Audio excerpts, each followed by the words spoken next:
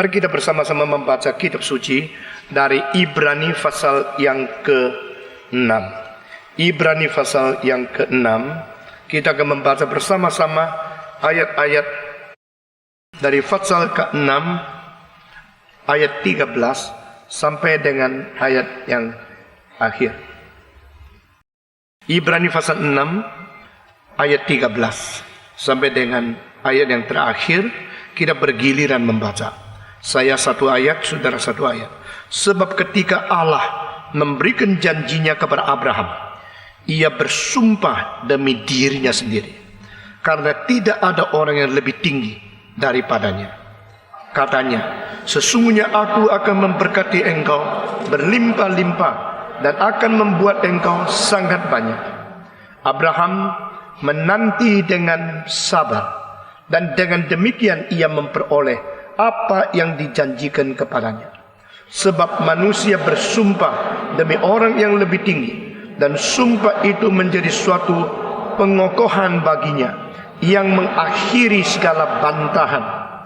Karena itu, untuk lebih meyakinkan mereka yang berhak menerima janji itu akan kepastian putusannya, Allah telah mengikat dirinya dengan sumpah, supaya oleh dua kenyataan yang tidak berubah-ubah tentang mana Allah tidak mungkin berdusta, kita yang mencari perlindungan beroleh dorongan yang kuat untuk menjangkau pengharapan yang terletak di depan kita.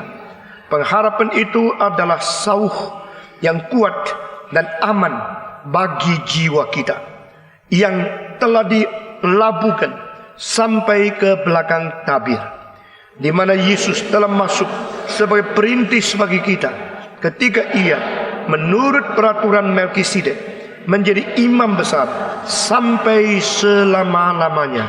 Mari kita berdoa sekali lagi. Tuhan, berkatilah jam selanjutnya sebagaimana Tuhan sudah memberkati jam sebelumnya. Berilah pengertian, kesadaran kepada kami, sehingga kami boleh menerima dan insyaf tentang apa yang Tuhan beritakan kepada kami melalui pembacaan kitab suci pada pagi ini. Kiranya Roh-Mu yang kudus, yang telah mewahyukan penulis daripada buku Ibrani, hari ini juga bersama-sama dengan kami, hadir dengan kami, dan bekerja dalam hati kami, membawa kami masuk ke dalam kelimpahan pengertian dan keinsyafan kebenaran Tuhan sendiri, sehingga iman kami diteguhkan, pengharapan kami sekali lagi diperbarui, dan kekuatan kami juga disegarkan oleh Tuhan sendiri. Pakailah hamba-Mu yang hina ini, berkati setiap jiwa yang sudah datang dengan aus menanti firman Tuhan. Karena kami hidup bukan hanya bersandarkan roti saja, tetapi hidup berdasarkan setiap perkataan yang Tuhan keluarkan dari mulut Tuhan. Dalam nama Yesus Kristus, penebus dan juru selamat kami yang hidup, kami sudah berdoa. Amin.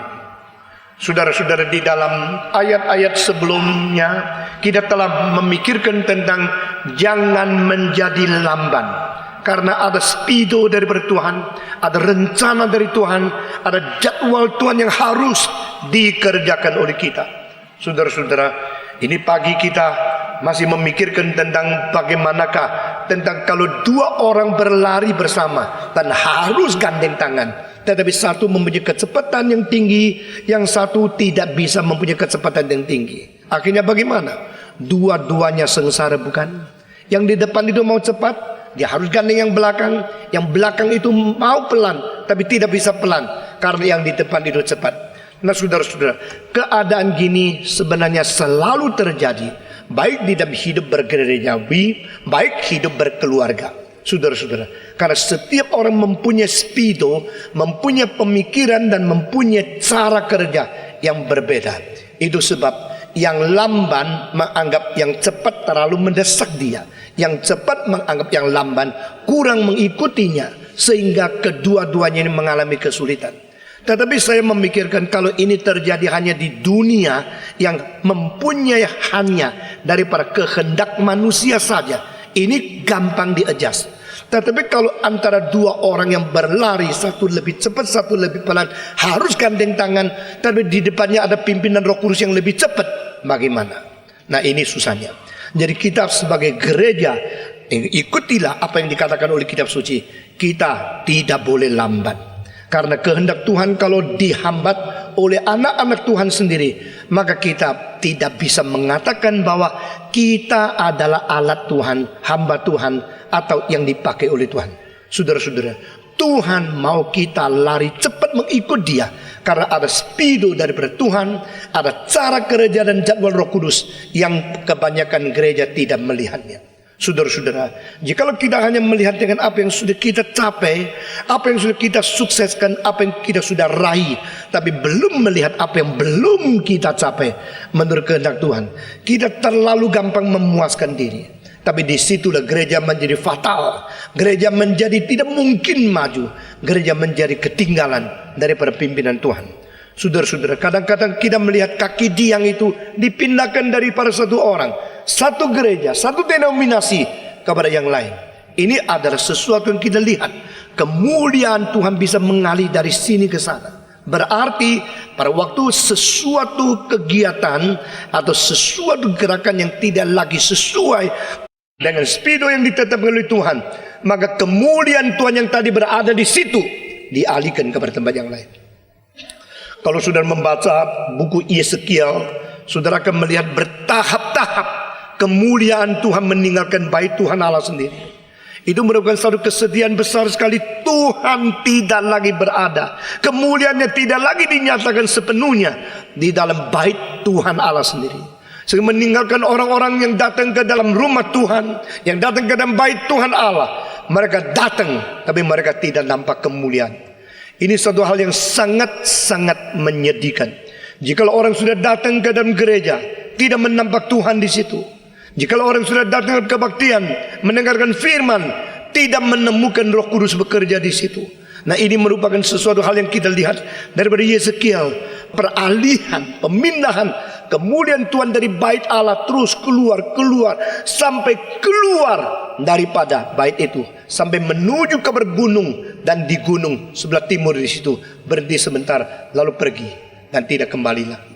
Saudara-saudara, ini semua adalah apa yang diajarkan oleh Alkitab, sehingga setiap orang yang melayani Tuhan harus dengan gentar, dengan sungguh-sungguh, dengan serius melihat bagaimana kita mengikut Tuhan. Saudara-saudara sekalian, jangan lambat. Jangan lambat.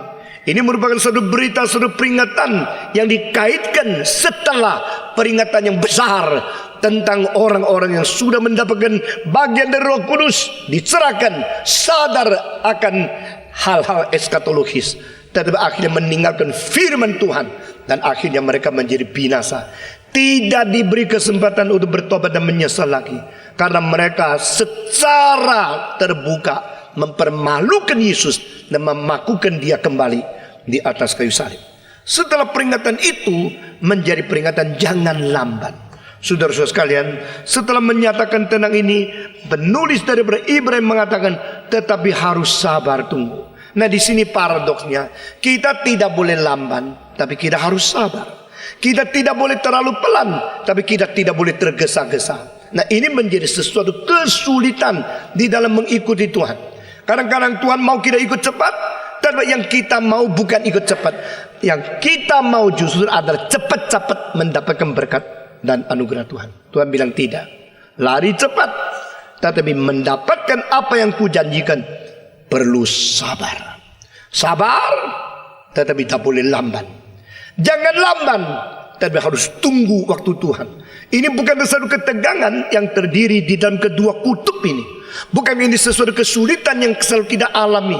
Kita kadang-kadang tidak sabar lagi, sehingga kita cepatnya kebacut, cepatnya terlampau, cepatnya di luar spirit Tuhan, akhirnya menjadikan kita fatal juga. Saudara-saudara, menjadi orang Kristen memang tidak gampang. Karena menjadi orang Kristen berarti menjadi Kristus yang kecil. Ini istilah bisa diterjemahkan. Istilah orang Kristen di dalam aslinya itu bisa dimengerti sebagai Kristus yang kecil. Kita menjadi Kristus-Kristus yang kecil. Kita bagaimana mempelajari Yesus pada waktu Dia menjadi manusia, Dia menjadi wakil seluruh umat manusia, taat kepada Bapa dan mengerti dan menyerahkan diri kepada kehendaknya yang kekal.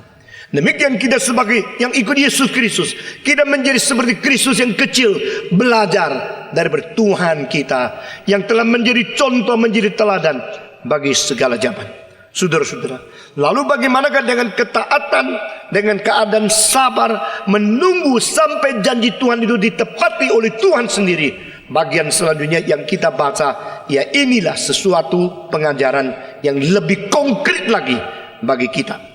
Itu seperti sini dikatakan pada waktu Abraham menerima janji dari Tuhan, maka ketika Allah memberikan janji kepada Abraham, ia bersumpah demi dirinya sendiri, karena tidak ada orang yang lebih tinggi daripadanya. Atau terjemahan lain, tidak ada yang lebih besar daripada Tuhan Allah. Maka kalau sekarang Allah mau berbicara sesuatu supaya dipercaya, dia harus berbicara dengan sesuatu ketegasan, sesuatu yang memberikan bukti, sesuatu yang menjamin apa yang dikatakan benar. Lalu berdasarkan apa? Nah, semua orang kalau bersumpah mempunyai kedua unsur. Pertama, membuktikan dia serius mengatakan kalimat itu, bukan main-main. Maka kalau lu tidak percaya, saya sumpah. Sumpah berarti sesuatu keseriusan, kesungguhan. Untuk apa? Untuk menyatakan dia adalah seseorang yang sungguh-sungguh mengatakan atau mengerjakan hal ini. Nah, ini adalah sesuatu pernyataan kesungguhan yang sedalam-dalamnya dari seseorang. Nah, kalau orang sumpah pun bermain-main, orang itu sudah boleh dikatakan seperti binatang. Dia tidak berwatak karena sumpah pun dipermainkan, dijadikan sesuatu hal yang tidak bertanggung jawab. Saudara-saudara, maka sumpah itu mempunyai dua unsur. Pertama, menyatakan kesungguhan dan berela bertanggung jawab, bahkan memberikan sesuatu pertaruhan hidup dan wataknya menjadi dasar. Itu artinya sumpah. Kedua, unsur kedua sumpah adalah untuk menghentikan semua perdebatan yang tidak perlu. Saudara tidak usah bicara lagi, saya sumpah. Saya mengatakan sumpah berarti tidak perlu berdebat lagi. Karena apa? Karena ini bukan di dalam teori, di dalam pandangan berbeda, di dalam tanggapan engkau terima atau tidak terima. Ini adalah satu fakta yang saya paparkan dari hatiku. Itu namanya sumpah. Sampai hari ini kita melihat di dalam sejarah manusia tidak ada kebudayaan yang bisa mentiadakan sumpah. Ini keseriusan yang paling dalam. Ini suatu pernyataan diri yang paling berjiwa mau bertanggung jawab dan bersatu status yang rela untuk mempertaruhkan hidup, untuk membuktikan, untuk menjamin apa yang dikatakan itu benar adanya.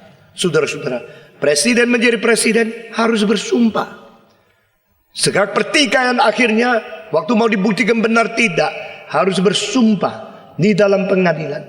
Jadi sumpah merupakan sesuatu ketegasan untuk membuktikan yang bersangkut paut mempertaruhkan jiwanya untuk menjamin apa yang dikatakan itu benar. Dan tidak usah lagi berdebat, tidak usah berbantah-bantah lagi, tidak usah bicara lagi.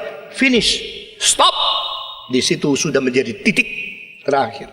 Nah, saudara-saudara, Tuhan sendiri yang memulai sumpah, sehingga ini adalah sesuatu hal yang sangat aneh. Karena seperti sumpah harus berdasarkan sesuatu yang lebih besar. Saya bersumpah demi Tuhan, berarti kalau saya katakan sesuatu yang tidak benar, biar dia matikan saya. Ada orang yang bilang saya sumpah, kalau bukan demikian biarlah saya dimatikan oleh halilintar, biarlah saya matinya bagaimana. Sumpah itu adalah sesuatu pertaruhan daripada hidup, sesuatu pernyataan yang paling serius. Tetapi selalu di belakang sumpah adalah oknum yang lebih besar menjadi jaminan, menjadi pengawas, menjadi penghakim, menjadi yang memberikan hukuman jikalau sumpah itu tidak benar. Nah, saudara-saudara, dengan demikian semua orang sumpah itu berdasarkan yang lebih besar. Dan pada waktu Tuhan mau mengatakan dirinya kepada manusia supaya boleh dipercaya bahwa apa yang dikatakan itu benar, apa yang dikatakan itu sungguh-sungguh, dia mau bersumpah sebenarnya ada siapa yang lebih tinggi daripada dirinya Tuhan Allah. Nah, saudara-saudara, tidak ada. Itulah sebab Tuhan bersumpah demi nama sendiri. Itulah sebab kita harus mengkuduskan nama Tuhan. Karena tidak ada nama lebih tinggi, tidak ada pribadi lebih tinggi, tidak ada kedudukan lebih tinggi dari Tuhan Allah. Dan Allah yang tertinggi mempertaruhkan akan keadaan yang tertinggi daripada diri dia sendiri untuk memberkata-kata kepada manusia. Itu sebab saudara-saudara, jikalau kalimat-kalimat keluar dari mulut manusia, kita boleh percaya, maka perkataan dari Tuhan Allah, kita harus lebih boleh percaya kepada dia. Karena tidak ada yang lebih besar dari Tuhan. Maka dia mengatakan, demi namaku sendiri aku bersumpah kepadamu, demi aku sendiri aku bersumpah kepada dirimu. Maka Abraham adalah yang menerima sumpah Tuhan Allah semacam ini. Ya saudara-saudara, mengapa Allah bersumpah kepada Abraham? Mengapa Allah bersumpah demi nama diri sendiri kepada Abraham secara pribadi berhubungan dengan dia? Karena Allah akan menjadikan Abraham orang yang beriman secara tuntas dan sungguh-sungguh, dan boleh menjadi bapa iman dari segala zaman. The fathers of the believers. Abraham disebut sebagai bapa iman, bapa daripada semua yang beriman, bapa dari semua yang datang kepada Tuhan. Di dunia ini boleh kita hanya bagikan manusia ke dalam dua golongan saja. Satu golongan adalah orang-orang yang percaya dan menaklukkan diri kepada Tuhan Allah. Kedua, ada yang tidak percaya dan melarikan diri daripada Tuhan. Orang yang percaya kepada Tuhan dan menaklukkan diri kepada Tuhan, itu disebut believer, orang percaya. Waktu saya berada di Rusia, saya tanya mereka, are you evangelicals? Atau you liberal? Atau you orthodox?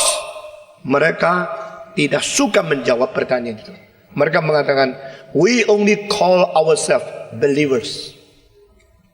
We don't care evangelical liberal. We only know that we are believers. And those who belongs to liberal theology, or those who do not believe the Bible, we call them, they are non-believer. Saudara-saudara, kalimat itu sangat menyentuh hati saya. Karena itu pembagian yang sangat baik. Yang percaya dan takluk, dan yang tidak percaya dan melarikan diri. Orang yang percaya kepada Tuhan, menerima firman-Nya, menaklukkan hidupnya di bawah penguasaan dari Tuhan Allah sendiri sebagai Tuhan, itu orang yang disebut believer. Mereka yang tidak peduli akan Tuhan Allah, tidak mau menaklukkan diri, mengabaikan segala perintahnya, itu orang yang disebut non-believer. Saudara-saudara sekalian, dengan demikian dia tidak peduli engkau di gereja atau tidak di gereja. Kalau engkau tidak percaya Alkitab, engkau meskipun teologinya begitu kuat, titelnya begitu tinggi, mereka menyebut, you are non-believer, I'm believer, aku percaya. Nah, Abraham adalah bapak dari semua orang beriman. Dan yang disebut iman itu adalah mempertaruhkan seluruh pribadi diri, percaya kepada sesuatu yang patut dipercaya. Di sini iman menyangkut dua. Pertama, yang percaya. Kedua, yang dipercaya. Yang percaya harus mempunyai dasar bahwa yang dipercaya patut dipercaya. Kalau yang percaya mempunyai mutu iman yang tinggi sekali, tetapi yang dipercaya tidak patut dipercayai, cilaka di situ. Saudara-saudara, maka saya mengambil satu rumusan yang berbunyi demikian. Nilai iman tergantung objek iman. Sekali lagi, nilai iman tergantung objek iman. Semua nilai iman tergantung objek iman. Kalau objek iman itu benar, maka engkau beriman kepada dia, imanmu bernilai. Kalau objek iman itu tidak benar, tapi engkau percaya itu benar, itu menjadi iman yang tidak ada nilainya. Karena engkau sudah memberikan, menyatakan, mempertaruhkan imanmu yang begitu penting kepada yang tidak patut dipercayai. Misalnya, seorang perempuan yang begitu sungguh-sungguh mencintai seorang laki-laki. Dia dengan segala kebersihan, kesucian, pengharapan sebagai seorang pemudi remaja yang sungguh-sungguh betul-betul mau memberikan seluruh hidup untuk pernikahan kepada seorang laki-laki yang dia kira, dia percaya itu baik adanya.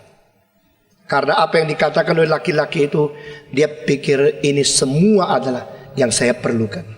Engkau adalah anak perempuan yang cantik, engkau adalah perempuan yang baik, engkau adalah perempuan yang begitu memuaskan keinginanku. Dan saya kira kalau saya menikah dengan engkau, saya bahagia sekali. Karena inilah orang seperti engkau yang saya nanti-nantikan. Sudah berapa tahun baru saya menemukan engkau yang cocok sama saya.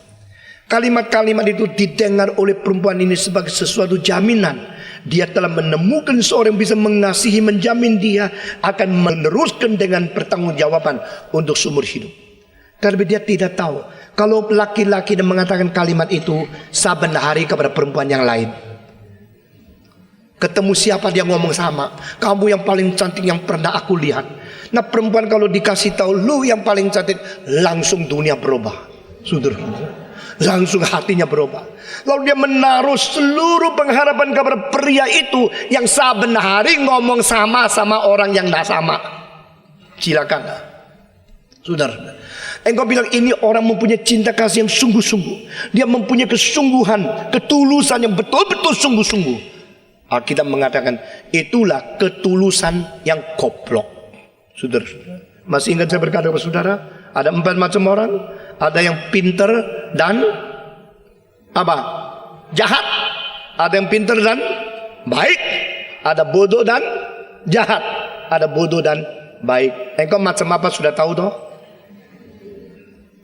Apalagi yang ketawa pasti tahu jelas kau macam apa. Saudara-saudara sekalian, kita tidak bisa menjadi baik tetapi bodoh. Baik tetapi bodoh tidak dapat pujian dari Tuhan. Karena Tuhan tidak mau anaknya begini.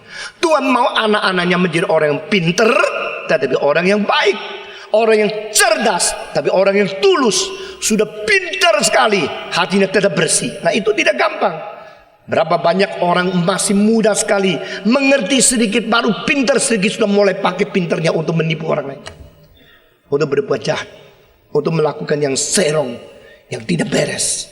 Nah saudara, jikalau perempuan ini orang yang betul-betul sungguh-sungguh cintanya murni, begitu suci, tetapi dia percaya kepada seorang laki-laki yang mempermainkan cinta, ini kecelakaan besar bukan? Engkau berkata kepada dia, aku telah memberikan hatiku kepada engkau. Dan jangan lupa, hatiku itu cuma satu loh. Kapan lu kasihkan gua? Kemarin dulu itu. Ditaruh di mana? Saya taruh di meja, serahkan sama kamu. Atau aku lupa loh. Aku kira barang biasa, saya serahkan di pinggir jalan, sudah dimakan anjing hatimu. Oh cilaka, hatiku yang satu-satunya kamu tidak simpan baik-baik, kau serahkan kepada anjing.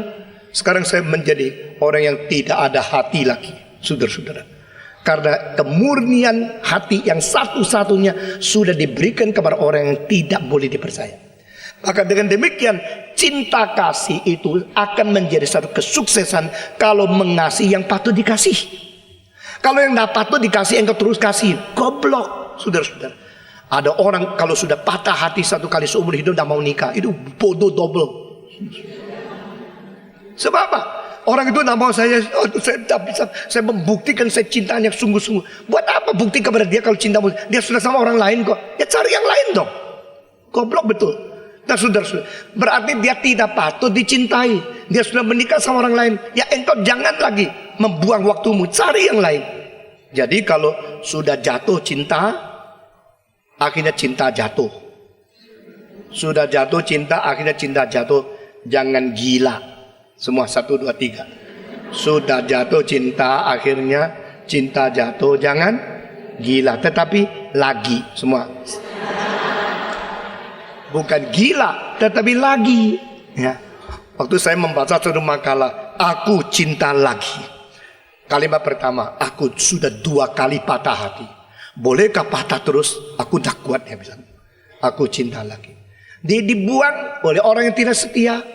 Dimungkiri oleh orang berjanji. Sekarang sudah berdiri menyatakan aku memerlukan cinta kepada orang yang patut dicintai. Iman sama. Engkau melihat orang-orang beragama begitu ibadah, begitu sungguh-sungguh, saya kagum. Saya kagum orang beribadah kepada agama yang begitu banyak, begitu dewa yang banyak, begitu cara mereka menyembah. Tetapi yang disembah sujud dewa-dewa mereka itu, patutkah menerima iman itu? Mereka memberikan iman yang begitu berharga kepada objek yang patut tidak patut menerima kepercayaan semacam itu. Ini menjadi hal yang penting hari ini. Allah menyatakan diri kepada Abraham supaya menyatakan bahwa tidak ada yang lebih besar daripada dia. Dia berjanji dengan sumpah demi nama sendiri. Saudara-saudara, ini serius. Ini iman kita. Dan inilah kasus daripada bapa iman kita. The object of faith is to determine the value of your faith. Abraham percaya, beriman. Abraham beriman kepada siapa? Abraham beriman kepada Allah yang tidak pernah memungkirkan janji. Di dunia tidak ada satu orang yang sempurna. Di dalam dunia itu banyak kelemahan dari setiap pribadi. Nah, kita kalau menaruh kepercayaan kita kepada manusia, kita bisa kecewa. Tetapi menaruh kepercayaan kepada sesuatu yang tidak pernah berubah dan betul-betul sungguh-sungguh untuk selama-lamanya adalah kebenaran itu sendiri. Itu baru imannya bernilai. Saudara-saudara, maka kita selalu dididik di dalam pengalaman kita sendiri. Kita kecewa karena kita terlalu percaya sama orang ini, terlalu percaya sama orang itu. Akhirnya kita menjadi kecewa sekali. Akibatnya adalah waktu kita tua, tidak ada yang bisa kita percaya. Mau cilaka juga. Saudara-saudara, kalau kita percaya terlalu gampang, terlalu optimis, terlalu naif, terlalu lugu, kita rugi. Tetapi kalau kita sama tidak percaya, sebab siapapun tidak percaya, kita lebih rugi juga. Ya, ini kesulitan dunia. Tahun 75 ada seorang konglomerat yang besar sekali, nama Howard Hughes, meninggal dunia.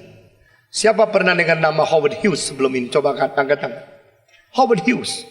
Ini orang adalah seorang genius. Waktu muda itu menjadi pengemudi daripada pilot daripada kapal terbang. Dan dia pernah membuat satu kapal terbang dari kayu. Besarnya lebih besar dari Boeing 747 pada tahun 40-50an. Oh, waktu dia masih muda itu hebat, menggempakan seluruh dunia. Hughes, konglomerat yang besar luar biasa. Salah satu orang paling kaya pada zaman dia masih jaya. Tetapi waktu dia tua, mati. 75 diselidiki. Waktu diselidiki baru tahu. Matinya karena apa? Karena kelaparan. Waktu itu uang dia sudah tidak ada.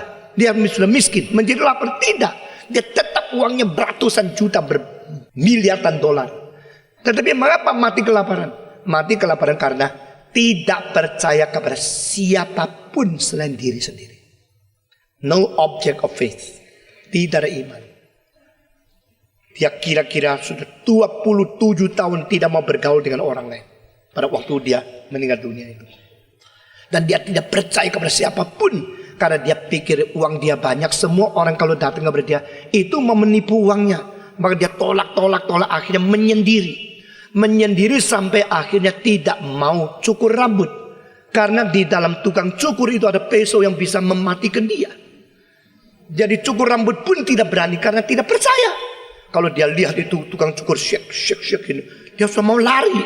Akhirnya lebih baik biarin rambut panjang, tidak usah cukur lah. Akhirnya rambut makin lama makin panjang. Cowok jadi cewek kelihatannya. Tetapi ada jenggotnya. Bagaimana? Jadi dia akhirnya tidak keluar, tidak mau ketemu orang. Lalu makan di mana? Tak berani ke restoran. Karena di dalam tangannya koki-koki mungkin ada racun. Lah kalau saya mati mungkin mereka mau ambil uang daripada saya. Mereka mempunyai cara-cara untuk menjadikan saya dirugikan. Karena ketakutan, tidak ada kepercayaan, paranoid begitu hebat. Akhirnya dia 20 lebih tahun tidak ketemu orang. Hanya di rumah, hanya tanda tangan ngecek, hanya telepon, tapi tidak ketemu orang. Lampunya panjang sekali. Bagaimana terakhirnya? Terakhirnya dia tergantung hanya kepada satu koki yang dia percaya dari muda. Masak untuk dia makan. Tetapi beberapa tahun kemudian pada menjelang dia mati, dia mulai curiga sama koki itu juga. Nah kalau saya cuma makan makanan dia, kalau dia yang berubah hati bagaimana? Maka kadang-kadang setelah masak, dia suruh koki makan dulu. Kalau lu udah mati baru gua makan. Ya kelaparan loh, saudara-saudara. Akhirnya sudah makan dia pikir, mungkin racunnya sebelah sini bukan sebelah sana. Suruh dia makan lagi. Lawan kekurangan makan mati, saudara-saudara.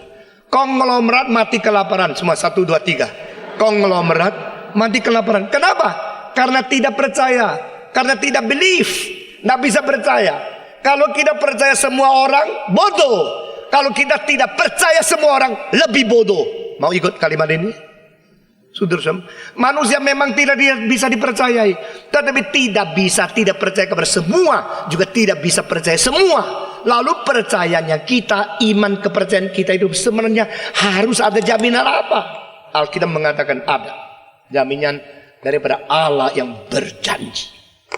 Allah orang Kristen, Allah yang berjanji. Kitab suci orang Kristen dan kitab perjanjian lama, perjanjian baru. Teologi orang Kristen reform adalah teologi berjanji. Teologi reform disebut the theology of covenant. Covenant itu perjanjian. Allah berjanji dengan Adam, Allah berjanji dengan Abraham, Allah berjanji dengan Musa, Allah berjanji dengan orang Israel, Allah berjanji dengan gereja, Allah berjanji dengan orang-orang yang percaya kepada Dia. Yesus Kristus pada malam dijual, Dia mengatakan, aku memecahkan roti ini, aku mengalirkan darah ini, dan ini adalah untuk menetapkan perjanjian apa? Yang baru. Our God is God of testaments, God of promise, God of covenants. Allah kita adalah Allah yang berjanji. Saudara-saudara, kadang-kadang saya pikir ada orang yang baik, janji-janji tapi tidak bisa dikerjakan. Karena apa? Karena memang dia tidak mau tolak, dia sukar tolak, dia ada sungkan tolak. Orangnya baik, mau kerja semua. Orang kayak gini pasti hatinya baik, tapi kemampuannya terbatas, waktunya terbatas. Segala sesuatu yang terbatas mengakibatkan sesudah jadi dia lupa, sesudah jadi dia tidak kerjakan, sesudah jadi dia tidak mampu menyelesaikan. Maka janji manusia tidak bisa ditepati 100%. Tetapi kalau ada sesuatu oknum yang janjinya berdasarkan kejujuran, berdasarkan kemampuan yang tidak terbatas, berdasarkan sifat yang tidak berubah, maka itu menjadi objek iman. Ini Tuhan Allah. Our God is the faithful God. Our God is unchangeable God. Our God is omnipotent God. Ini hal-hal seperti ini, Allah yang setiap, Allah yang tidak berubah, Allah yang mampu mengerjakan segala sesuatu, menjadi jaminan kalau Dia patut menjadi objek iman kita. Saudara-saudara, itu seperti dikatakan pada waktu Allah berjanji dengan Abraham. Karena tidak ada yang lebih besar daripada Dia, maka Allah memberikan sumpah untuk membuktikan yang dikatakan itu benar. Nah, saudara-saudara, kita bersyukur kepada Tuhan. Abraham telah ditemui oleh Tuhan Allah, dan Abraham telah menyatakan iman kepercayaan yang betul-betul begitu sempurna, begitu baik kepada Tuhan Allah, yang boleh menjadi teladan engkau dan saya. Saudara-saudara, dan Alkitab mengatakan kepada kita, waktu kita berkata kepada Tuhan, kita harus hati-hati. Ini tercantum di dalam Al-Katib atau kitab pengkhotbah. Dikatakan, jangan sembarangan berbicara di hadapan Tuhan. Allah ada di surga, engkau ada di dunia. Jangan sembarangan berjanji. Yang kau katakan kau harus jalankan. What you say, you have to pay. Saya mengatakan, what you pray, you have to pay also. Yang engkau sudah katakan, engkau jalankan. Yang engkau sudah janjikan, engkau jalankan. Yang engkau sudah doakan, engkau jalankan. Doa bukan minta Tuhan menyesuaikan dan isi kebutuhan saya sesuai keinginan dan nafsu saya. Doa justru adalah mentaklukkan diri ke bawah kedaulatan Tuhan Allah, supaya kehendak yang direncanakan kekekalan terlaksana di dalam diri saya yang kecil ini. Itu namanya doa. Kalau teologi doa tidak ditekan dengan baik, kira-kira tahun 89 saya telah memberikan deretan khotbah mengenai teologi berdoa. Sayang sekali, itu belum dibukukan. Saya tidak tahu masih bisa ditemukan kaset-kasetnya atau tidak. Jadi bukan teologi berdoa. Karena kalau kita tidak mengerti doktrin dan teologi berdoa, doa kita akan simpang siur, doa kita akan sembarangan. Begitu banyak orang doanya kelihatan makin muluk-muluk, sebenarnya dari motivasi yang makin jelek. Mereka ingin Tuhan menyesuaikan kepada dia. Hingga mau Tuhan menjalani sesuatu sesuai kehendak dia. Jadi Tuhan, kehendakmu, jalankan kehendakku. Kehendakmu harus sesuai dengan kehendakku. Kehendakku yang jadi. Itu bukan doa. Itu doa yang makin ngotot dengan motivasi yang salah ini. Adalah doa memaksa Tuhan Allah. Doa merubah rencana Allah. Doa yang dipakai oleh setan. Meskipun akhirnya dalam nama Yesus percuma. Meskipun doanya begitu ngotot percuma. Karena itu adalah doa memaksa Tuhan meninggalkan kehendaknya supaya sesuai dengan kehendakmu. Itu bukan doa. Itu memanipulasi agama dan ketuhanan. Yesus Kristus memberikan contoh terbaik di dalam Getsemani. Bukan kehendakmu, tetapi kehendakmu yang jadi. Amin. Saudara-saudara sekalian. Maka Tuhan yang berjanji kepada manusia adalah Tuhan yang tidak berubah. Dia tidak berubah. Dia setia dan jujur. Dan sungguh-sungguh memberikan janji. Dan ketiga, dengan kuasanya dia akan menepatkan pada waktu yang ditetapkan. Kalimat terakhir ini menjadi sesuatu sebab kita harus tunggu. Kita tidak lamban, tapi kita harus sabar. Kita harus betul-betul memandang kepada dia di dalam pengharapan berdasarkan iman, sehingga kita tidak digugurkan. Tetapi dalam hal ini jangan lupa, kita tidak boleh sembarangan janji sama Tuhan. Saudara-saudara, banyak orang kira Tuhan itu penuh dengan cinta kasih karena Allah itu kasih adanya. Nah, kalimat ini kalau tidak dimengerti dari keadilan Allah, maka kita menjadi orang yang mempermainkan Tuhan Allah, sekaligus mempermainkan diri, menjadi orang yang bermain-main dengan seluruh kerohanian yang tidak serius, dan akhirnya kita kerohanian akan berantakan. Ini pasti. Sekali lagi saya berkata, jika orang hanya mengenal Allah itu penuh dengan kasih, Allah itu rahmania, Allah itu rahimnia, Allah itu penuh dengan cinta kasih, tapi tidak mengerti melalui keadilan Tuhan Allah untuk mengetahui apa makna dari berkasih yang mempunyai nilai yang tinggi itu, dia akan mempermainkan Allah sekaligus mempermainkan diri, dan kerohanian dia akan menjadi berantakan, tidak karuan. Banyak orang Kristen hidup tidak beres karena poin ini. Manipulate the love of God, utilize the grace of God and the opportunity of God for his own lust, for his own desire. Kita mesti belajar menjadi orang yang takut kepada Tuhan dan betul-betul mengetahui bahwa Allah adalah Allah yang berjanji berdasarkan kesetiaan. Allah mau kita menjadi orang Kristen yang berjanji dengan kejujuran dan ketekunan dan menepati apa yang kita janjikan. What you say, you have to pay. What you promise before God, you have to realize it. Saudara-saudara, kita melaksanakan apa yang kita katakan kepada Tuhan. Banyak orang di dalam kepicikan, kesulitan, berdoanya mengandung janji. Tuhan, kalau gini, besok sesudah selesai saya akan gini. Tuhan tidak memerlukan anugerah daripada kamu. Tetapi pada waktu engkau dalam kepicikan mengerti sesuatu, bagaimana bereaksi ke anugerah Tuhan, itulah suatu kerohanian yang baik. Tetapi sesudah engkau dikeluarkan, dilepas keluar daripada kesulitan, engkau selalu lupa. Masih ingat apa yang kau doakan waktu engkau sakit? Masih ingat apa yang engkau doakan pada waktu engkau mengalami krisis moneter? Masih ingat apa yang kau katakan kepada Tuhan pada waktu engkau mendapatkan kesulitan besar daripada musuhmu? Sekarang sudah lewat. Lalu bagaimana? Engkau lupa sama sekali. Allah berada di surga, engkau berada di bumi. Datanglah kepada dia dengan langkah-langkah yang pelan-pelan. Jangan main-main. Apa yang kau katakan, jalankan. Ini ajaran dari kitab suci. Begitu banyak orang Kristen bermain-main, kira Allah itu dipermainkan. Tidak, saudara-saudara. Allah itu Allah yang berjanji, Allah yang setia, Allah yang mampu menggenapi semua yang dijanjikan kepada kita. Tapi Allah juga menuntut kita setia kepada dia, jujur kepada dia, sungguh-sungguh kepada dia, tekun dan sabar sampai menunggu apa yang dia tetapkan. Waktunya datang. Saudara-saudara sekalian, saya berada di Amerika Latin. Saya memikir pada satu saat perlu saya baik-baik berkhotbah tentang perpuluhan kepada jemaat saya. Karena selama ini hampir tidak pernah saya bicarakan tentang itu. Saudara-saudara, apa yang kita janjikan di hadapan Tuhan harus kita jalankan. Karena Tuhan adalah Tuhan yang setia, Tuhan yang tidak berubah. Dan apa yang kita katakan setiap kali di hadapan dia, dia mengingat-ingat.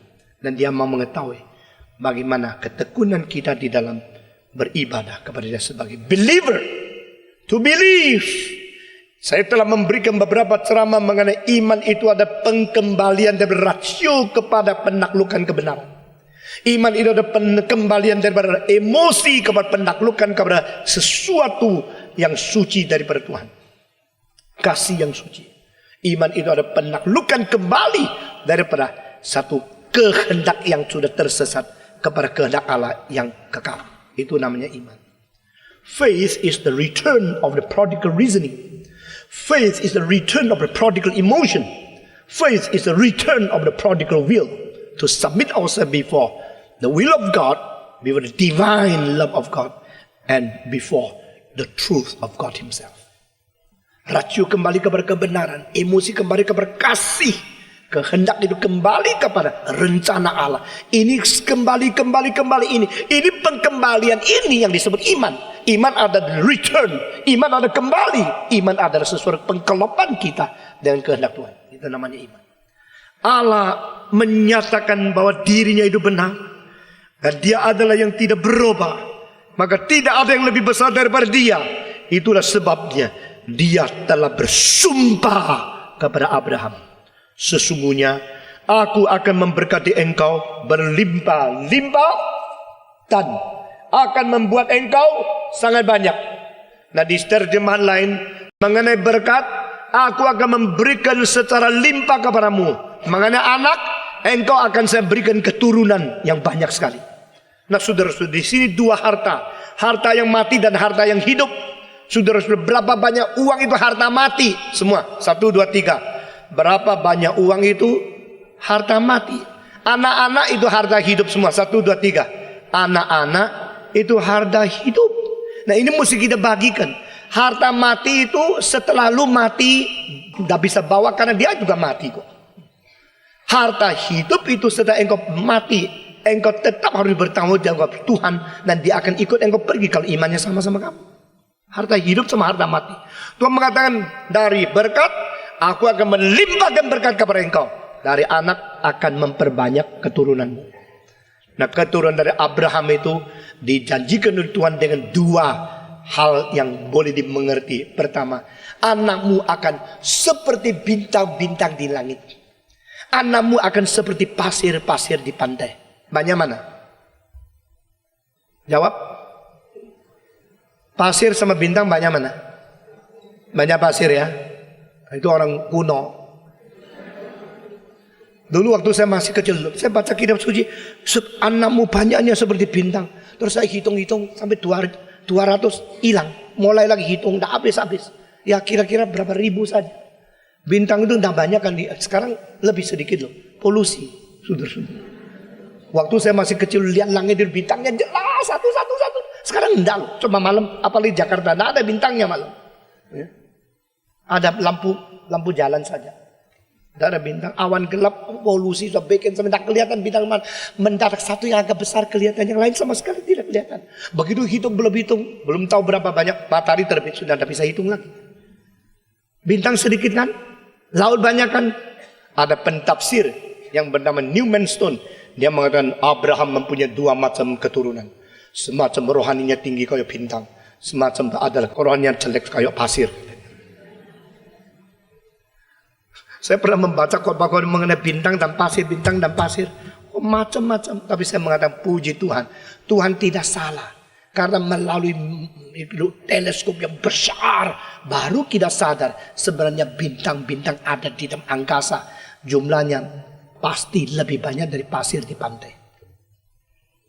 Terlalu besar alam semesta. Allah tidak salah. Kalau Adam bilang, loh bandingnya kok bintang sama pasir? Ya banyak pasir dong.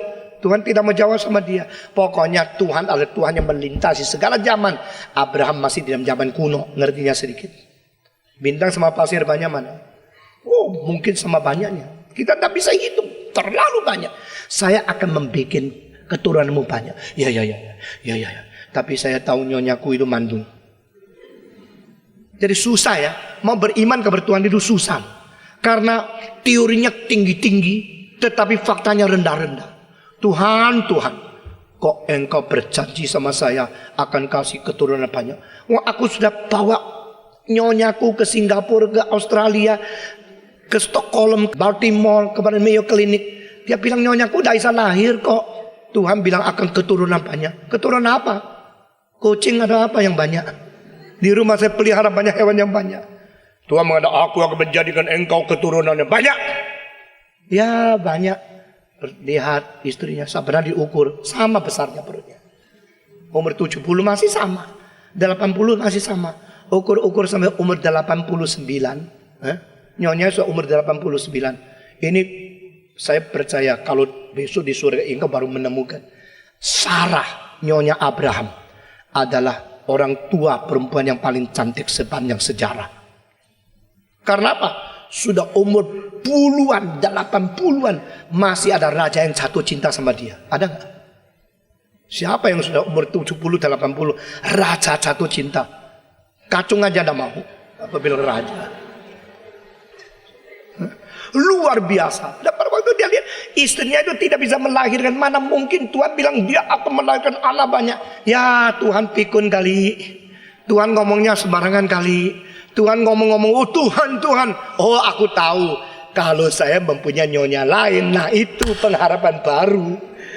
Sing tua ini sudah tidak bisa yang lain. Maka Abraham mendapat anak dari Hagar.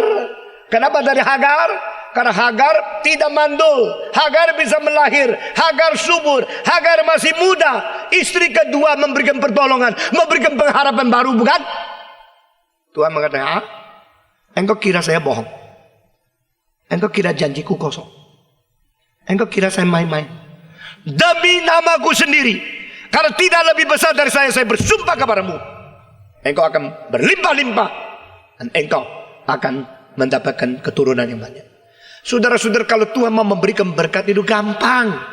Jangan dengan cara yang tidak beres merebut uang orang lain. Jangan dengan cara penipuan berdagang. Saudara-saudara, kalau Tuhan mau kasih limpah gampang, nah sulit. Percaya tidak? Orang perlu makan cuma 3 kali loh. Ada apa begitu tamak? Kalau Tuhan mau sekali kasih kelimpahan gampang. Saudara semua perhatikan kalimat di bawah ini. Selama engkau rencana supaya menjadi kaya, rencanamu selalu gagal kok. Tapi yang menjadikan engkau kaya justru yang tidak direncanakan. Saya tidak berarti tidak usah rencana. Tapi saya berkata kepada saudara, yang menentukan terakhir Tuhan, bukan dirimu. Amin. Orang yang pintar gini-gini, hitung 10 tahun menjadi gini-gini, akhirnya hancur semua. Orang yang goblok-goblok ditipu sini, akhirnya Tuhan berkata, hei, langsung menjadi kaya. Heran loh. Betul gak heran? Banyak yang ketawa ini sudah pernah kaya kali. Saudara-saudara, kalau Tuhan memberikan limpah itu gampang. Kalau Tuhan memberikan berkat, Tuhan tidak akan lupakan. Tapi lu mesti sabar. Kalau tidak sabar, terlalu cepat melangkahi speedo dari Tuhan, engkau berdosa. Dengan cara-cara yang tidak beres mendapatkan keuangan yang banyak, akhirnya akan hancur semua. Kalau tidak hancur semua, akan menjadikan keturunanmu ada keturunan yang tidak beres. Jadi kalau mendapatkan uang secara tidak beres, apa gunanya? Mendapatkan keturunan tidak beres, apa gunanya? Engkau dapat Hagar, engkau dapat Ismail, engkau dapat anak. Tuhan bilang, yang aku janjikan adalah melalui Sarah. Pada waktu Abraham umur 99, nyonya Abraham umur 89, Tuhan berkata kepada Abraham, aku adalah Allah yang Maha Kuasa. Jadilah orang sempurna di hadapan. Be perfect before me, because I am God El Shaddai. Allah yang Maha Kuasa, Almighty God. Itu dalam bahasa Ibrani El Shaddai. Seperti seorang ibu yang mempunyai susu yang penuh, cukup, sempurna untuk mengisi kebutuhan bayinya yang sedang digendong. Tidak usah takut. I will supply you. Aku akan menyukupi segala kebutuhan. Aku akan memimpin engkau. Dan engkau harus menjadi orang sempurna di hadapanku. Dan tahun depan istrimu akan melahirkan anak bagimu. Hah? Kau tunggunya lama banget. Lamban tidak, tetapi sabar. Waktunya Tuhan kalau sampai gampang. Waktu Tuhan belum sampai, jangan sembarangan. Kalau waktunya Tuhan sudah sampai, gampang. Saudara-saudara, di 2450 tahun yang lalu ada satu cerita Chan Guoce di Tiongkok yang kuno, zaman Kongfucu. Dia mengatakan begini, mengatakan ada satu orang menanam padi. Paginya lihat, loh kok padinya tetap kecil begini ya. Hari kedua lihat tetap begini ya. Terus dia bilang, kalau begini saya tidak sabar, dicabut supaya lebih tinggi, lebih cepat tinggi. Dicabut-cabut, nah dia bilang, lah sekarang sudah tinggi. Hari kedua dia lagi, mati semua. Saudara. Karena bukan pertumbuhan menurut waktunya, dicabut secara paksa. Jadi segala sesuatu ada waktunya. Tidak lamban pada saat musim tanam, itu tidak lamban. Tapi sudah tanam, jangan cabut, biar dia tumbuh sendiri secara wajar. Saudara-saudara, Tuhan mempunyai prinsip-prinsip yang begitu ketat di Alkitab. Dan Tuhan berkata kepada Abraham, percaya kepadaku, menurut apa yang saya berikan kepadamu di dalam hal materi akan limpah-limpah. Di dalam keturunan engkau akan menjadi banyak. Sabar, tunggu, buktikan apa yang saya katakan itu benar. Karena saya ada Allahmu yang berjanji. Saudara-saudara sekalian, lalu di sini dikatakan ayat yang ke-15, Abraham menanti dengan sabar, dan dengan demikian ia memperoleh apa yang dijanjikan kepadanya. Semua membaca ayat 15. 1, 2, 3. Abraham menanti dengan sabar, dan dengan demikian ia memperoleh apa yang dijanjikan kepadanya. Sabar. Sabar itu penting sekali. Sabar itu adalah sesuatu penahanan diri, sehingga nafsu dari para pribadi tidak boleh melampaui apa yang direncanakan oleh jadwal Tuhan. Sabar. Saudara-saudara, saya pernah katakan satu kali, saya ulangi lagi sekali, karena ini sangat mengesankan saya. Yaitu ulat sutra, pada waktu dia sudah sampai satu tahap, dia mulai keluarkan sutra yang banyak untuk membungkus diri menjadi apa? Kepopong.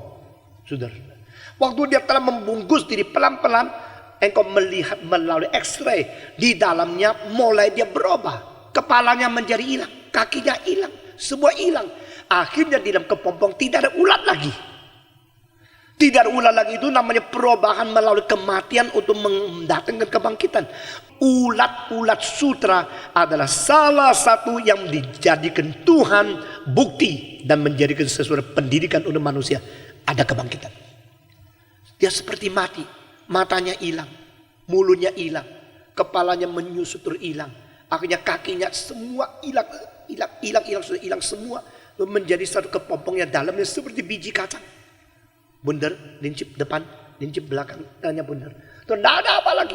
Itu perubahan mengapa begini? Saya tidak tahu caranya Tuhan.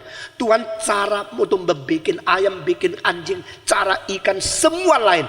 Dan ini khusus di dalam kepompong itu. Saya masih kecil, saya suka main itu. Di Tiongkok dulu waktu umur 7-8, saya pernah bawa berapa kepompong ke sekolah, nakal. Ya. Dari apa yang diajarkan oleh guru saya kurang dengar, saya mainan itu terus. Lalu dihukum sama hukum, ditangkap. Dan saya tahu itu, tapi ada banyak supaya khotbah ini ada bahannya juga. Waktu kecil itu. Kadang-kadang saya potong karena saya tidak ada X-ray, saya tidak bisa lihat dalamnya apa. Saya lihat loh kacang di dalamnya, loh kepalanya mana tidak ada, kakinya hilang, semua tidak ada. Ini apa ini? Saya masukkan lagi mati dia. Karena sudah kempes, sudah bocor, tidak lagi waterproof, jadi dia mati. Tetapi yang tidak mati di dalam kepompong itu ada kacang. Itu terus mulai berubah lagi. Keluar lagi kepala. Tapi kepalanya sekarang bukan kecil tapi besar. Keluar lagi kaki. Kakinya bukan kecil-kecil tapi panjang. Keluar lagi sesuatu goyang-goyang di belakang. Akhirnya menjadi sayap. Loh, menjadi seperti kupu-kupu. Saudara pernah tahu itu enggak? Kepompong menjadi kupu-kupu di dalam, tapi luarnya itu terus, tapi dia menjadi besar. Nggak makan kok bisa besar, heran ya. Saya nggak ngerti loh. Betul-betul terlalu banyak saya nggak ngerti. Makin belajar makin nggak ngerti. Ya makin menjadi sudah besar, akhirnya terlalu sesak. Sudah terlalu sesak, dia tidak bisa lagi cukup hidup di dalamnya. Apartemennya terlalu kecil. Sudah. Lalu bagaimana? Dia mulai goyang. Kita bisa dengar suara pep di dalam. Dia bergumul. Mau apa? Mau keluar. Nah, kakinya makin panjang terus itu makin. Dari mana makanan? Tidak ada makanan. Dia bisa membesar, heran.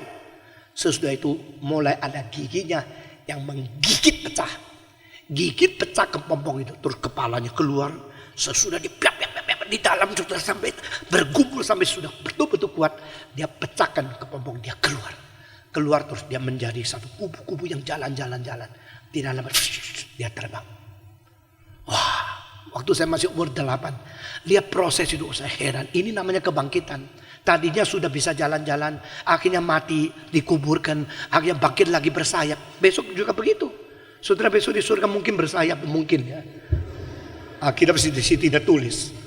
Saudara-saudara. Tapi kita akan bangkit.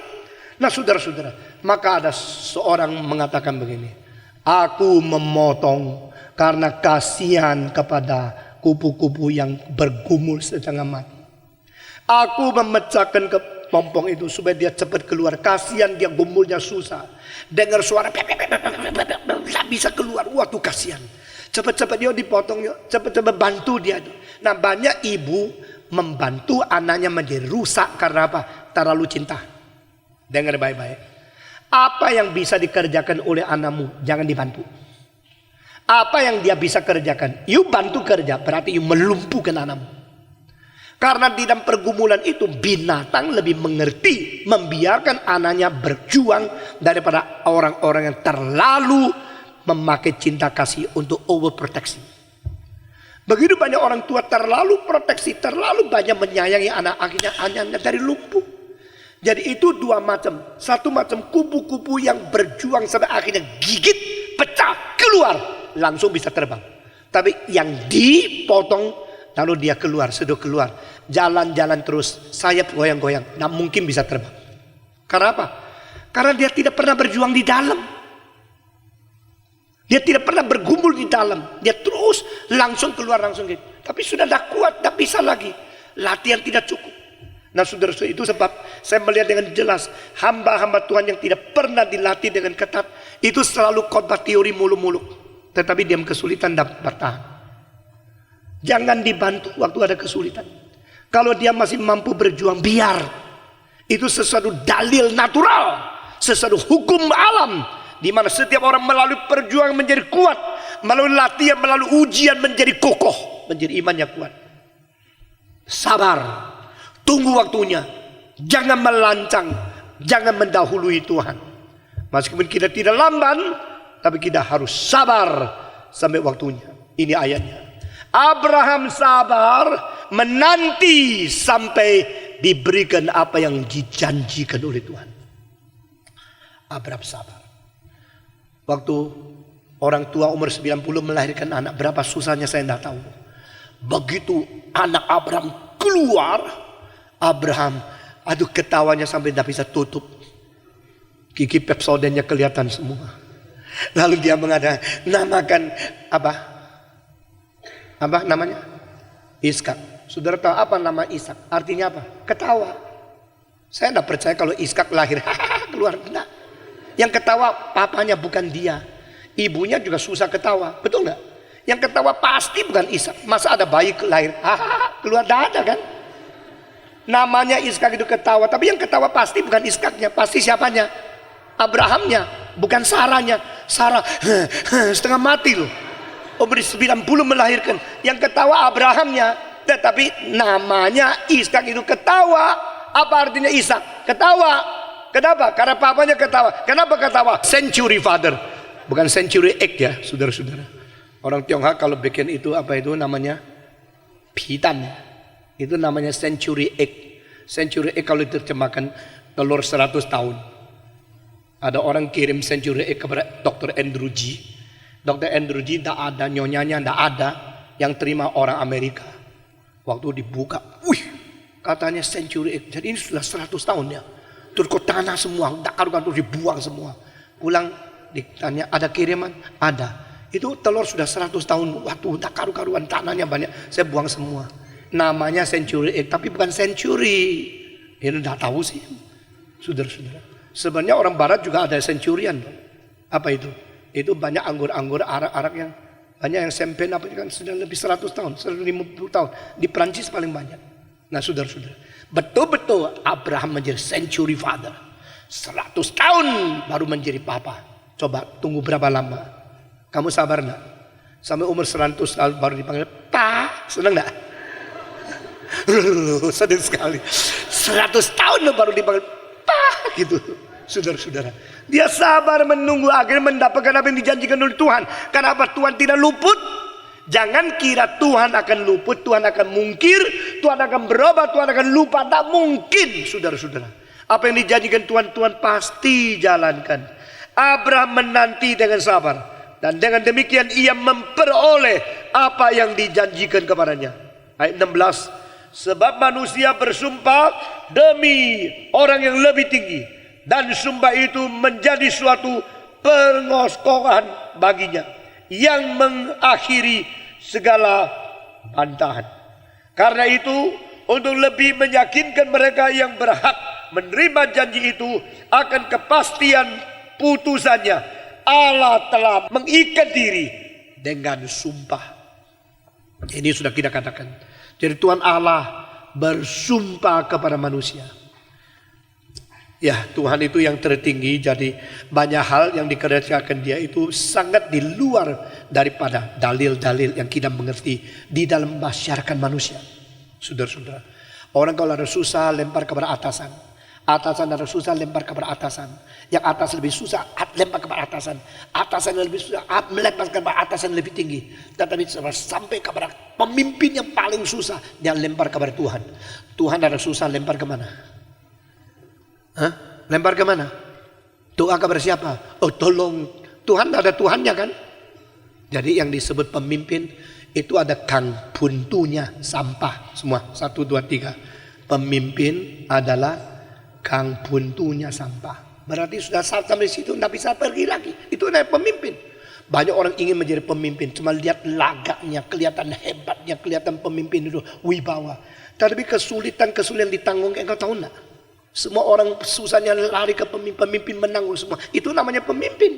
Dan pemimpin yang paling sulit di dalam seluruh jagat yaitu Allah sendiri. Karena semua kesulitan lempar kepada dia, semua orang doa, Tuhan tanggunglah susahku. Dia tidak bisa lagi naik lagi. Itu namanya Tuhan. Itu namanya Tuhan. Jadi Tuhan tidak lebih besar dari dia. Tidak ada lebih tinggi dari dia. Sehingga dia tidak bisa berdoa kepadanya lagi. Dia tidak bisa minta tolong lagi. Juga dia tidak bisa lagi minta sesuatu menjadi jaminan perkataan. Dia harus sumpah demi nama sendiri. Dia harus tanggung segala dengan kekuatan sendiri. Itu namanya Tuhan. Tuhan yang demi nama sendiri bersumpah supaya mereka boleh lebih percaya. Berarti bisa meningkatkan keyakinan kepada dia. Nah saudara-saudara, ini berbeda sekali dengan iman kepercayaan yang berada dalam diri. Iman confident dan iman kepada sesuatu khayalan, fictive faith. Lain dengan faith in God. Saudara-saudara, aku percaya penyakit saya pasti bisa sembuh, pasti bisa sembuh. Itu kepercayaan kepada apa? Percayaan kepada confidence sendiri. Itu namanya faith in faith, bukan faith in God. Kalau faith in faith terjadi di agama, agama itu mulai merosot.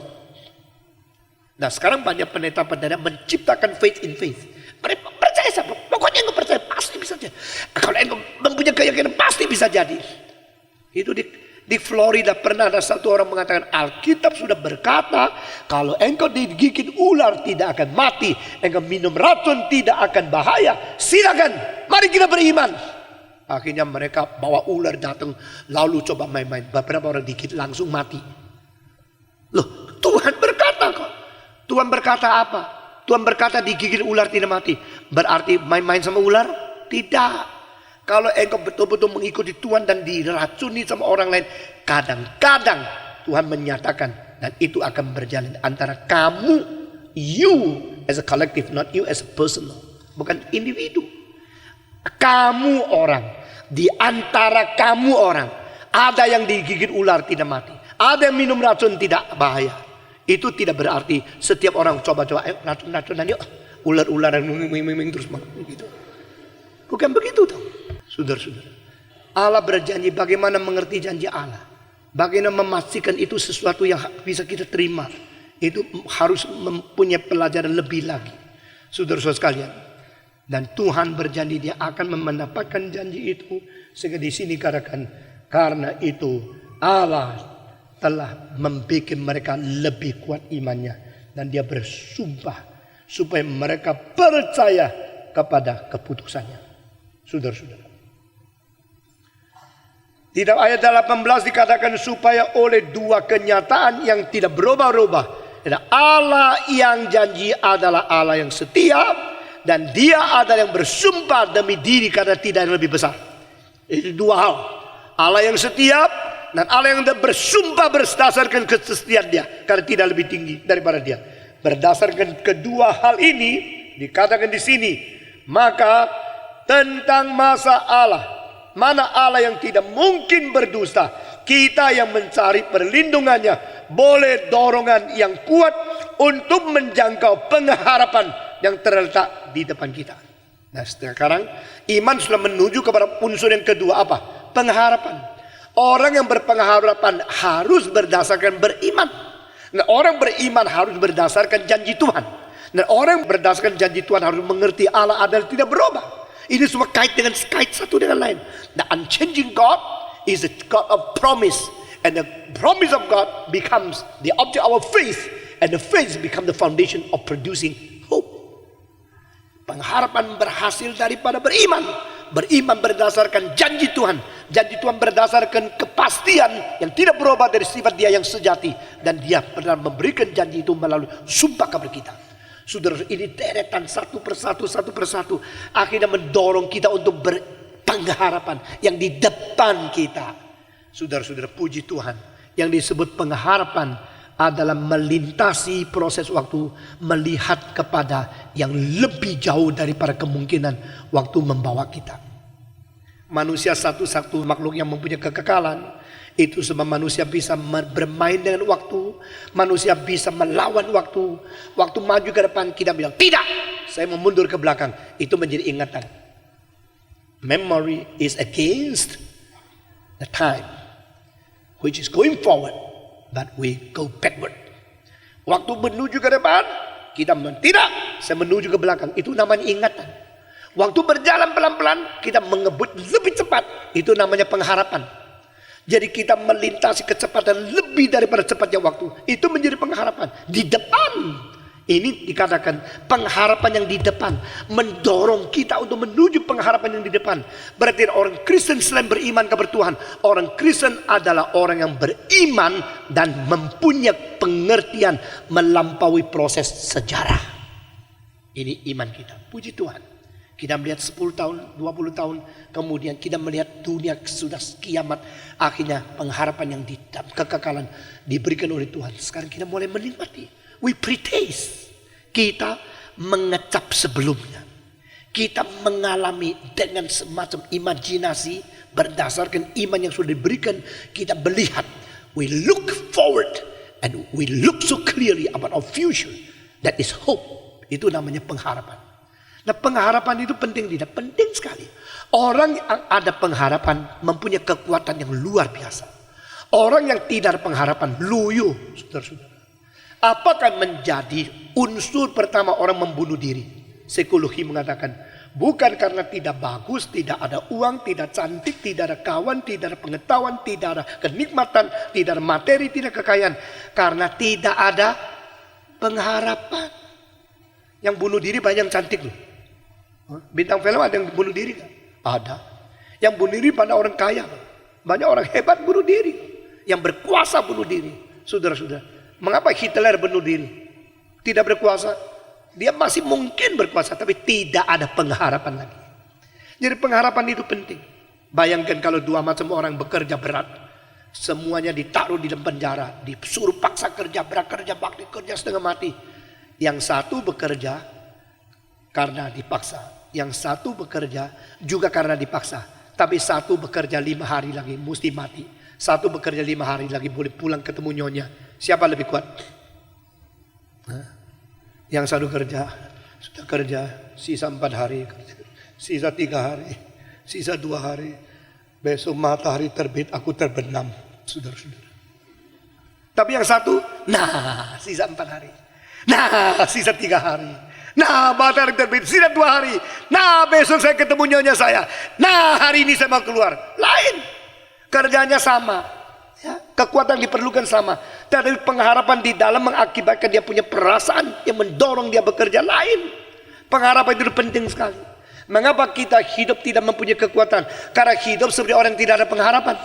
Maka Paulus berkata, saya tidak mau engkau menangisi orang mati seperti mereka yang tidak ada pengharapan. Nah kalau engkau tidak tahu nyonyamu mati itu kemana, engkau nangis karena tidak pernah ketemu lagi. Atau suamimu mati, engkau nangis karena apa? Karena dia mati, tak tahu kemana. Tetapi jangan lupa, Kalau dia mati itu ke surga, dia sudah percaya kepada Tuhan. Imannya, pengharapannya begitu teguh. Janji Tuhan tidak luput. Engkau jangan nangis seperti orang yang tidak ada pengharapan. Lain. Engkau ada orang mempunyai pengharapan. Karena mengetahui dia sekarang bukan di sini. Ini bukan dia. Ini cuma jenazahnya. Dia sudah pergi. Jadi yang ada pengharapan punya dorongan yang luar biasa. Saudara-saudara. Barang siapa mempunyai pengharapan. Dia mempunyai kekuatan hidup yang begitu luar biasa. Mempunyai vital yang tidak bisa dibandingkan. Barang siapa dia mempunyai pengharapan, hidupnya itu hanya menunggu vonis mati saja. Saudara-saudara, kita bukan hidup menunggu di vonis kematiannya. Kita justru hidup untuk melaksanakan kehendak Tuhan yang bisa kita bawa ke dalam kekekalan. Amin. What we are doing can be brought into eternity. What we are serving is valuable for eternity. Our life will be immortal. Kita tidak akan menjadi rusak, menjadi mati. Kita akan menuju kepada kekekalan. Dengan pengharapan semacam itu, iman kita menjadi hidup. Iman yang bergaya, iman yang vital. Iman yang berdorongan yang besar. Dinamis. Dengan demikian, kita menuju terus kepada hari depan. Kita menuju lagi ayat ke-19. Dan pengharapan itu adalah sauh yang kuat dan aman bagi jiwa kita. Yang telah dilabuhkan sampai belakang tabir. Apa ini artinya? Ini satu-satu kalinya di seluruh kitab suci. Pengharapan disebut sebagai sauh jiwa. Semua. Sauh jiwa. Apa artinya sauh jiwa?